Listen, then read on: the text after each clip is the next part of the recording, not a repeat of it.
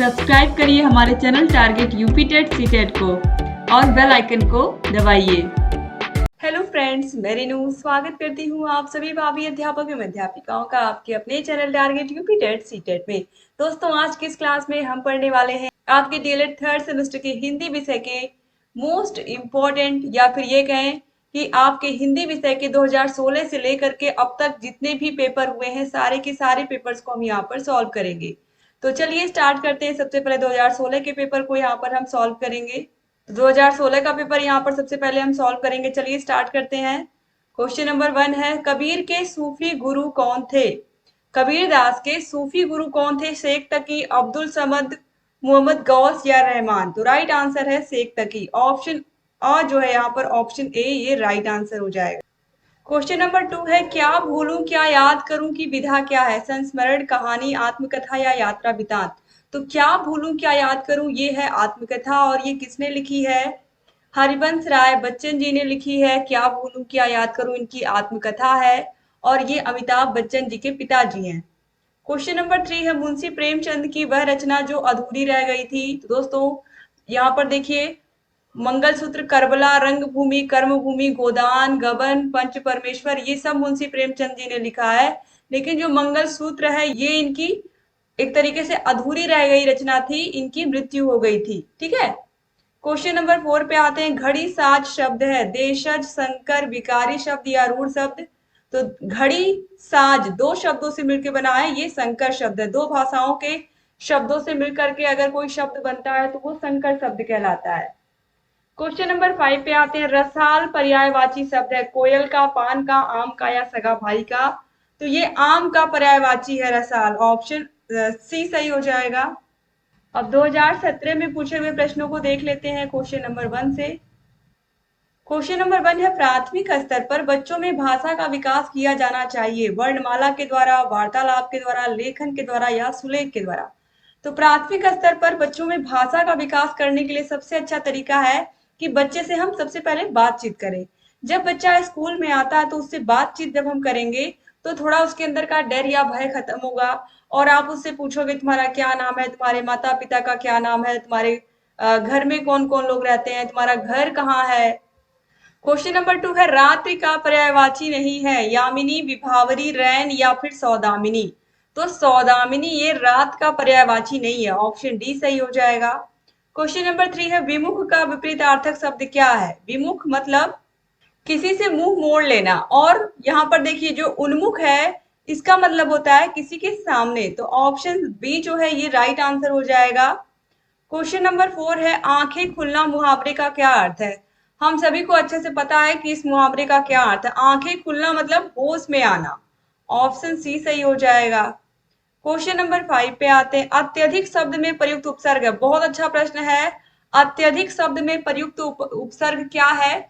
तो अत्यधिक में अति उपसर्ग है। क्या है? अति उपसर्ग है। ऑप्शन नंबर सी जो है यहाँ पर ये राइट आंसर हो जाएगा। अब 2018 में पूछे हुए प्रश्न पत्र को हम देखेंगे। क्वेश्चन नंबर 1 है, मानक हिंदी का मूल आधार कौन सी बोली है? तो मानक हिंदी का जो मूल आधार है वो है खड़ी बोली। ऑप्शन सी यहाँ पर राइट आंसर हो जाएगा। क्वेश्चन नंबर 2 है, दिए गए विकल्प में कौन सरस्वती का पर्यायवाची नहीं है? भारती, वीणापाणी, शारदा या भार्गवी? तो राइट आंसर हम सभी को पता है क्या है। राइट आंसर है दोस्तों option number D, Bhargavi. Bhargavi Saraswati माता का पर्यायवाची नहीं है। क्वेश्चन नंबर 3 है, भिक्षुक में प्रत्यय है, तो उक प्रत्यय साफ साफ दिख रहा है, छा पर ऊ की मात्रा उ और क, उक प्रत्यय है। ऑप्शन ए सही हो जाएगा क्योंकि प्रत्यय पीछे लगता है और उपसर्ग आगे लगता है। क्वेश्चन नंबर 4 है, लघु शब्द का विपरीतार्थक शब्द क्या है?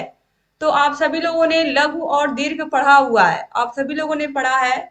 तो यहाँ पर आप देखिए राइट आंसर हो जाएगा ऑप्शन नंबर सी, दीर्घ। ठीक है, तो लघु का दीर्घ या दीर्घ का लघु होता है विपरीत।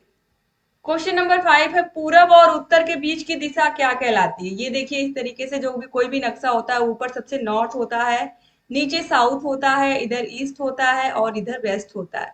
इसीलिए हमारे इधर हम लोग उत्तर प्रदेश में रहते हैं तो ये नॉर्थ में हम लोग आते हैं। ठीक है, और इस बीच में जो राज्य हैं छोटे छोटे उनको हम कहते हैं नॉर्थ ईस्ट में से, कि असम है, मेघालय है, ये सब नॉर्थ ईस्ट में कहलाते हैं। तो इस तरीके से यहाँ पर दोस्तों देखिए जो नॉर्थ और ईस्ट के बीच में, यहाँ पर आप देखिए पूरब और उत्तर के बीच में, यहाँ पर पूरब और उत्तर के बीच में बीच की जो दिशा होती है इसको हम कहते हैं ईशान। क्या कहते हैं? ईशान कहते हैं। तो यहाँ पर ऑप्शन बी जो है ये सही हो जाएगा। बहुत सारे लोगों का नाम भी ईशान होता है, हमारे इंडियन प्लेयर में भी एक लोग का नाम ईशान है, इंडियन क्रिकेट टीम में, इंडियन मेंस क्रिकेट टीम में। अब आ जाते हैं 2019 के पेपर पर। 2019 के पेपर में पहला प्रश्न है, परशुराम की प्रतीक्षा के रचनाकार कौन है? जयशंकर प्रसाद, प्रेमचंद, रामधारी सिंह दिनकर या महादेवी वर्मा?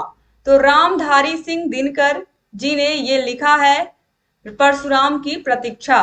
तो रामधारी सिंह इनका नाम था और दिनकर की इनको उपाधि मिली थी। क्वेश्चन नंबर 2 पे आते हैं, प्रत्येक शब्द में उपसर्ग प्रयुक्त उपसर्ग है तो प्रत्येक में प्रति उपसर्ग है। ऑप्शन सा यहाँ पर राइट आंसर हो जाएगा। क्वेश्चन नंबर 3 पे आते हैं, शुद्ध वर्तनी का चयन करिए, जेठ, ज्येष्ठ, ज्येष्ठ या ज्येष्ठ? तो राइट आंसर ऑप्शन द है, ज्येष्ठ इस तरीके से लिखते हैं, ज्येष्ठ मतलब जो बड़ा होता है। क्वेश्चन नंबर 4 है, संस्कृत के वे शब्द जो हिंदी में ज्यों का त्यों प्रयुक्त होते हैं वे क्या कहलाते हैं? तो जो तत्सम शब्द होते हैं वो हिंदी संस्कृत भाषा से ज्यों का त्यों आए हुए हैं हमारी हिंदी भाषा में, ठीक है। तो ये होते हैं तत्सम, और जो इनका बिगड़ा हुआ रूप हम प्रयोग करते हैं वो हो जाते हैं तद्भव शब्द। जैसे वानर था उसको हम बंदर कहते हैं, ठीक है। आम्र को हम आम कहते हैं, हस्त को हम हाथ कहते हैं, सिंह को हम शेर कहते हैं। तो ये सब हमने क्या कर लिया है, तद्भव बना लिया है। और जो शुद्ध शब्द होते हैं वो तत्सम शब्द होते हैं। तो यहाँ पर शुद्ध भाषा में संस्कृत भाषा से ज्यों का त्यों हिंदी भाषा में उठा लिए गए हैं, तो ये होते हैं तत्सम शब्द। क्वेश्चन नंबर 5 है, निम्न में से संयुक्त व्यंजन नहीं है। तो छ, त्र और ज्ञ, छ किससे किससे मिलके बना है? क और श से मिलके बना है छ। त्र किससे मिलकर के बना हुआ है? त और र से मिलकर के बना हुआ है त्र। और ज्ञ किससे मिलकर के बना हुआ है? ज और इया से मिलकर के बना हुआ है ज्ञ। और श्र आता है, श्र किससे मिलकर बना हुआ है? श और र से मिलकर के बना हुआ है। तो ये आपको बिल्कुल याद होना चाहिए। तो इसमें से संयुक्त व्यंजन कौन नहीं है? री नहीं है, बाकी छ, त्र, ज्ञ है, तो ऑप्शन द सही हो जाए। अब 2022 के पेपर को सॉल्व कर लेते हैं। मैं बार बार आप लोगों को बता चुकी हूँ दोस्तों कि 2020 में कोई भी बैच नहीं आया था। 2020 में फर्स्ट सेमेस्टर और थर्ड सेमेस्टर को प्रमोट कर दिया गया था, और 2021 में जिसकी वजह से कोई पेपर नहीं हुआ था। तो यहाँ पर सीधे आपको 21-22 का यहाँ पर क्वेश्चन पेपर देखने को मिल रहा है। तो क्वेश्चन नंबर 1 है, ऐसे शब्द क्या कहलाते हैं जो संस्कृत से विकृत होकर हिंदी में आए हैं? अभी आप लोगों से मैंने बताया है कि संस्कृत से जो हिंदी भाषा में बिगड़े होकर के रूप आया है वो हो जाता है तद्भव। अभी जब मैंने आप लोग को ढेर सारा एग्जाम्पल भी दिया था, किस तरीके से बानर का बंदर हो गया, सिंह का शेर हो गया, हस्त का हाथ हो गया, ठीक है, इस तरीके से गर्दभ का गधा हो गया। ये सब क्या है? एक तरीके से संस्कृत भाषा से हमने बिगड़ा हुआ रूप विकृत करके उस रूप को ले लिया है, तो ये सब हो जाएंगे तद्भव शब्द। और तत्सम ज्यों का त्यों संस्कृत भाषा से हिंदी भाषा में आए हुए हैं। क्वेश्चन नंबर 2 पे आते हैं, इनमें से कौन सी रचना महादेवी वर्मा की नहीं है? ठलुआ क्लब, निहार, नीरजा, गिल्लू? दोस्तों राइट आंसर है ठलुआ क्लब। क्वेश्चन नंबर 3 है, पूरी तरह से मना कर देना, इसके लिए सटीक मुहावरा क्या है? किसी को पूरी तरह मना कर देना का मतलब है अंगूठा दिखा देना। ऑप्शन नंबर सा जो है ये सही हो जा। कभी कभी हमें जब किसी इंसान की बहुत जरूरत होती है, किसी दोस्त की बहुत जरूरत होती है, तो वो हमें अंगूठा दिखा देता है। इसका मतलब वो पूरी तरीके से हमें मना कर देता है कि मैं इस सिचुएशन में तुम्हारा साथ नहीं दे पाऊंगी या नहीं दे पाऊंगा।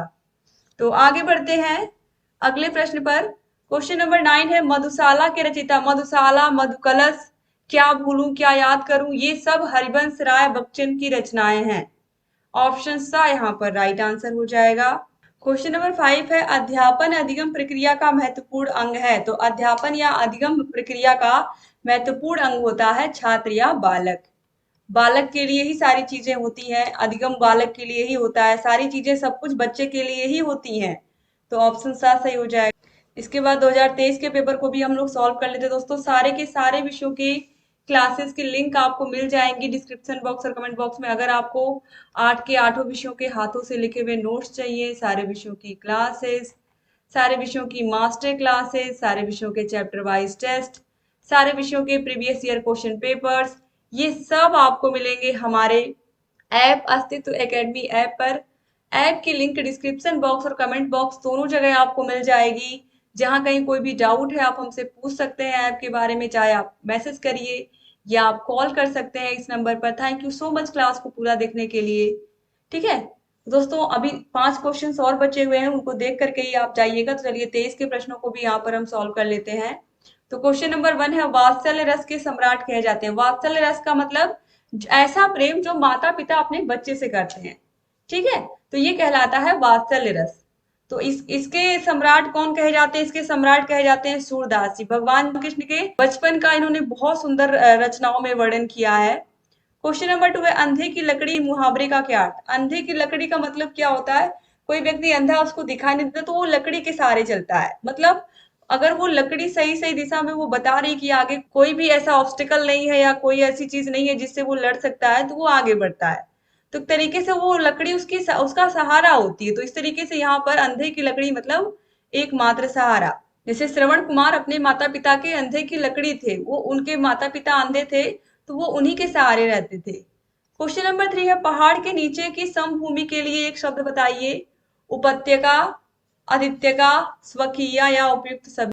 तो राइट आंसर जाएगा उपत्यका। क्वेश्चन नंबर 4 है, अभिव्यक्ति के उद्देश्य हैं भाषा एवं साहित्य में रुचि का विकास, बोलने की योग्यता, लिखने की योग्यता या उपयुक्त सभी। तो राइट आंसर हो जाएगा ऑप्शन नंबर द, उपयुक्त सभी।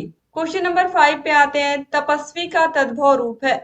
तो तपस्वी तो शुद्ध रूप है यानी कि तत्सम रूप है संस्कृत में, संस्कृत से ज्यों का त्यों आया है, लेकिन इसका तद्भव रूप जो होगा वो होगा तपसी। ऑप्शन नंबर ब यहाँ पर राइट आंसर हो जाएगा। तो इस तरीके से यहाँ पर आप लोगों ने सारे के सारे प्रीवियस ईयर क्वेश्चन पेपर्स के बहुविकल्पीय क्वेश्चंस को अच्छे से देख लिया। तो उम्मीद करती हूँ कि क्लास आपको पसंद आई होगी। अगर चैनल को अभी तक आपने सब्सक्राइब नहीं किया तो प्लीज सब्सक्राइब कर दीजिए। जहाँ कहीं कोई भी डाउट है हमसे पूछते रहिए और क्लासेस लेकर के आते रहेंगे और आपकी तैयारी को और बेहतर बनाते रहेंगे। प्लीज शेयर करना मत भूलिएगा। थैंक यू सो मच दोस्तों।